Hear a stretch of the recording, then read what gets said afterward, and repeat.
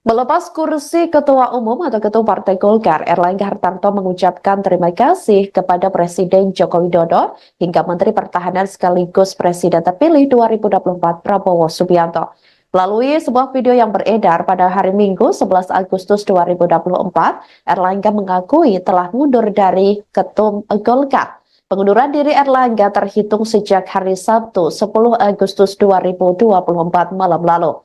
Erlangga juga menyampaikan terima kasih kepada pihak-pihak yang membantunya membesarkan Partai Golkar. Secara khusus, Erlangga juga berterima kasih kepada Presiden Jokowi dan Wakil Presiden Kiai Haji Ma'ruf Amin.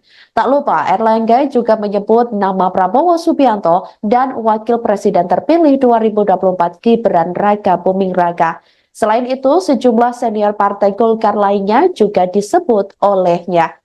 Lebih lanjut, Saudara, Erlangga juga meyakini jajaran pengurus DPP Partai Golkar serta kepada seluruh pimpinan partai di tingkat provinsi, kota, dan kabupaten dapat terus menjaga solidaritas dan kesinambungan Partai Golkar tersebut.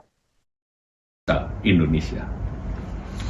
Sebagai seorang pribadi bersama seluruh keluarga saya, dari hati yang terdalam saya mengucapkan terima kasih yang tulus kepada begitu banyak pihak yang telah bekerja sama, membantu membesarkan partai yang kita cintai bersama. Saya yakin seluruh prestasi yang telah kita capai bersama sejauh ini akan terus dilanjutkan dengan lebih baik lagi. Secara khusus saya ingin berterima kasih kepada Bapak Presiden Joko Widodo dan Bapak Wapres Kiai Haji Ma'ruf Amin. Demikian pula terima kasih saya sampaikan kepada Presiden terpilih Bapak Prabowo Subianto dan Wakil Presiden terpilih Mas Gibran Raka Buming Raka.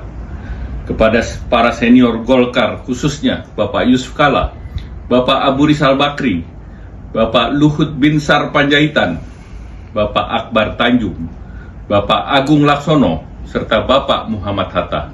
Saya juga mengucapkan beribu terima kasih atas kerjasama, dukungan, dan bimbingan yang diberikan kepada kami.